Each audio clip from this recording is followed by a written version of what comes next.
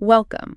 So imagine if your body held these hidden energy points, these centers of consciousness, just waiting to be activated. And what if there was like a detailed ancient map showing exactly how to do that, to unlock these profound states of awareness? That's really the core idea in the book we're diving into today, isn't it? The Serpent Power by Arthur Avalon. Avalon was actually the pseudonym for Sir John Woodroffe, a British judge who became this really deep scholar of Indian Tantra. And for this deep dive, we're focusing just on the very beginning. The introduction, the initial setup, maybe the first 24 pages or so, just laying the groundwork. Exactly.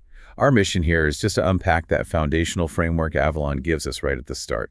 He introduces this whole idea of a spiritual anatomy, this specific vital energy, and the core philosophical concepts that everything else rests on. It's like getting the legend for the map before you try to navigate, yeah. Precisely. You need the symbols, the key terms, before exploring the territory itself. And Avalon's work, it was pretty groundbreaking at the time. He was translating and, maybe more importantly, interpreting these really complex tantric texts for a Western audience who, well, mostly hadn't encountered them before or misunderstood them. Right.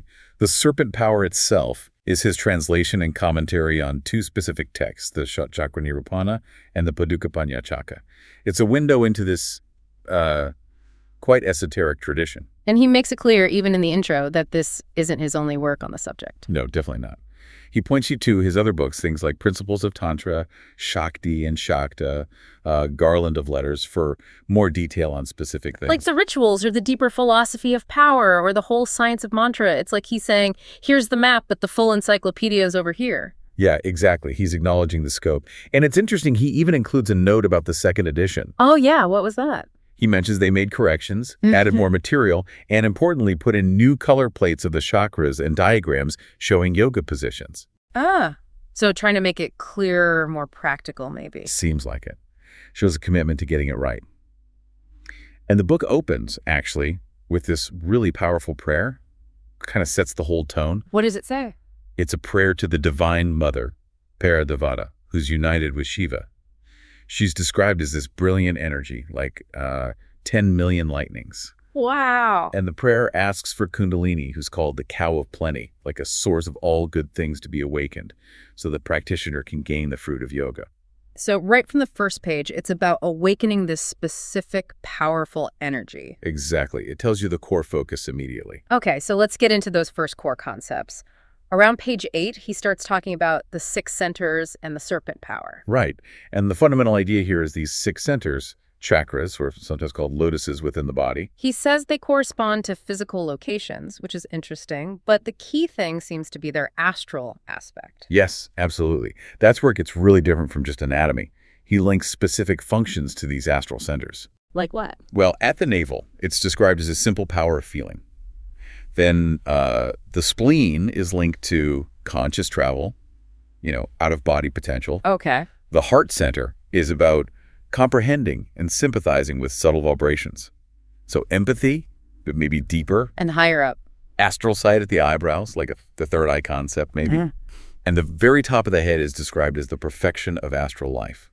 It's a layered model of being. So they're not just passive points. They're hogs for subtle perception, different capacities. Precisely. And the power source for all this, that's the serpent fire, or Kuṇḍalinī. Right, described as coiled up at the base of the spine. Yeah, coiled. He says it's a form of energy, a force existing in 7 layers or degrees and manifesting in what he calls etheric matter. So the big question then is, what happens when you arouse this serpent fire? What does it do? Good question. The key idea Avalon presents is that rousing Kuṇḍalinī vivifies these centers. It brings them to life, activates them. Okay, vivifies them. And when they're vivified, they become, and this is his phrase, gates of connection between the physical and astral bodies. Ah, so it bridges the gap. Exactly. And this process is meant to bring the inherent qualities or powers of those astral centers into your physical consciousness. Things that were latent become accessible. And the notes right there on page 8 hint at some pretty profound outcomes, don't they? They do. Things like Siddhi's spiritual powers linked to activating the top center, and ultimately samadhi. Which is that state of union with supreme consciousness. Right. It also connects Kuṇḍalinī to the very source of sound in the body, Shabda Brahman or Vak, and says Kuṇḍalinī is cosmic energy, the source of all powers. So it's not just personal energy, it's like a reflection of the whole cosmos within you. That's the implication, yeah. Microcosm mirroring the macrocosm. And as we move to page 9, he starts describing what that awakening might feel like as the energy moves up. It mentions the first stirrings might happen astrally before you're even fully aware physically. And then say, at the second center, you might become aware of the air element, or get these vague feelings about people or energies around you, friendly, hostile, that kind of thing. And the third center, that seemed more varied. Yeah, more subjective. He mentions things like half-remembered blissful feelings, maybe vague out-of-body journeys, or feeling others' emotions really strongly. Reproducing their joys and sorrows, it says. Even physical aches sometimes. Right. It highlights that awakening this can really heighten your sensitivity, for better or worse sometimes. And then the fourth center, the heart. What about experiences there? That's linked to hearing things, inner voices, maybe suggestions, as he calls them, sometimes pleasant sounds, even music. So it's like a progressive unfolding of subtle senses as this energy rises. That's the picture it paints, yes. Which leads to the obvious question. Why do this? What's the ultimate point? Pages 10 and 11 address that, right? The goal isn't just these experiences themselves. No. The ultimate aim of this specific yoga, he clarifies, is union with the Supreme Self, Paramatma or Paramashiva. And the method for getting there. It's called Ṣaṭcakra, literally piercing the 6 chakras. Piercing them. Sounds intense. It implies moving consciousness through and beyond each level. And he notes that yogis doing this aren't aiming for, like, a heaven world. Right, not some temporary paradise. They're seeking to go beyond that, aiming for total union with the source, non-duality. And interestingly, it mentions that just rousing this force tends to enhance mental and moral qualities, too. Yeah, that's an important side effect, or maybe a necessary condition. And he also mentions that preparatory practices, the alas, the postures, and mudras, these energetic seals or gestures, are said to help with the piercing process. So it's not just sitting and waiting, there's active preparation involved. Often, yes. Purification and preparation seem key. Now, to make this less abstract, Avalon includes a few anecdotes around page 20, little stories. Yes, those are quite striking. They give you a glimpse of what this might actually look like. Like the story of the man they found who seemed dead, body cold, but his head was warm. And when he woke up, his story suggested he'd somehow, maybe accidentally, raised Kuṇḍalinī right up to his head, the cerebral center. It shows the sheer power involved, potentially overwhelming. Definitely. Then there's the other story, the European friend learning from a Bengali pandit. Oh, yeah, the one who saw the energy channels. Exactly. He apparently saw Ida and Piṅgalā, these subtle side channels, as actual glowing nerves, and the central channel, Suṣumnā, containing the central fire. Kuṇḍalinī. With specific colors. Blue, azure, flaming white, rose, and saw it moving up towards the brain. That's incredibly vivid. Did he say anything else? Yeah, that this fire flashed really rapidly between the centers, and that he started perceiving forces in other people's bodies and seeing an aura around them. An aura? What color? Described as pale azure and rosy opalescence. These are presented as direct subjective results of the practice. Almost like developing psychic sites? That's certainly how it reads. And one more point from that section. Kuṇḍalinī can also appear in vision, not just as channels, but as this intense golden white fire coiled like a spiral. And in that vision, she is the centers and the channels, Suṣumnā, Ida, Piṅgalā. Right, suggesting they're all just expressions of this one fundamental power. These stories really help ground the theory, don't they? They do. They show it's not just philosophy. It relates to real, reported, sometimes startling experiences. Avalon puts them in early to underline that. Okay, so moving towards the end of this introductory section, page 23, Avalon explicitly states why he wrote this introduction. Right. He says it's to give you a general understanding, just the basics you need before tackling the detailed translated texts that make up the bulk of the book. He's setting the stage, and again, he refers you elsewhere for the deep dives on tantric ritual or mantra science. Yeah, like mentioning the technical terms bindu, nada, vak, the word, which are about cosmic sound and vibration.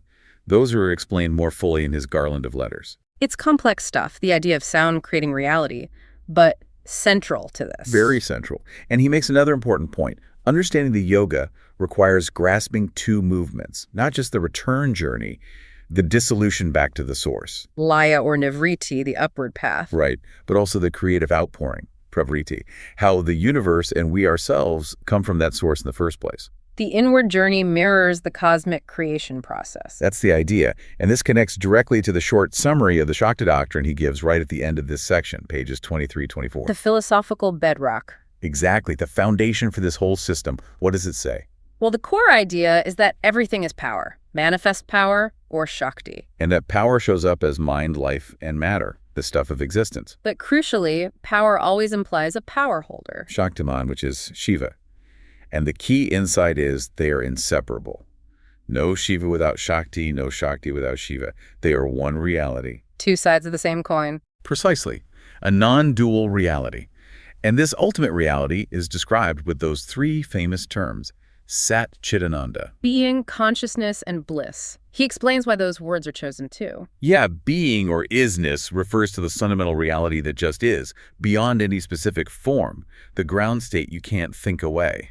And then to be is to be conscious. Existence is consciousness. Right, that's a huge philosophical statement right there. Yeah. And finally, perfect being consciousness, because it's whole and unlimited, is inherently bliss. Ananda. Pure, unconstrained being consciousness is bliss. That's the ultimate nature of reality, according to this view, and the universe we see. It's considered like a playing out of this Sat Chidananda. It happens through imposing name and form, nama and rupa. Which basically means concept and structure, mind and matter. So the whole cosmos is just an expression of this one conscious, blissful power. Okay, so bringing this all together, why is starting with these specific concepts from just these first 24 pages so important for you, the listener, wanting to understand this? Well, it's because this isn't just throat clearing. Avalon is laying down the entire essential vocabulary, the conceptual map right here. You get the idea of a layered reality, the energy body with its centers, the specific power of Kuṇḍalinī, the ultimate goal. And the core philosophy of reality is this conscious power that makes the whole system theoretically possible. Without grasping these initial ideas, the rest of the book, with all its intricate details about each chakra and practice, would be pretty much incomprehensible. It's like trying to understand engineering without knowing basic physics, maybe. Something like that, yeah. These first pages give you the nature of the materials and the overall architectural plan. So that really covers our deep dive into just the foundational concepts in the very beginning of the Serpent Power, those initial pages, 1-24. We've looked at Avalon's context, the idea of these energetic centers tied to subtle abilities, Kuṇḍalinī as this coiled power, the effects of its rise, the goal of union. Heard those fascinating anecdotes and touched on that core Shakta philosophy of power, consciousness, and bliss. Yeah, Sat Chidananda as the ground of being. And it's worth repeating that this is truly just scratching the surface, the first layer of a very deep system. The book obviously goes into much more detail later. Absolutely. But even this initial framework offers a pretty radical way of looking at things, which leads to a final thought maybe for you to consider. Yeah. How does it shift your perspective if you entertain the possibility, just entertain it, that consciousness isn't merely something your brain does, but might actually be the fundamental fabric of reality itself? Or that your own body might contain these hidden energetic pathways and potentials just waiting to be explored? How does that change how you view yourself and your place in the cosmos?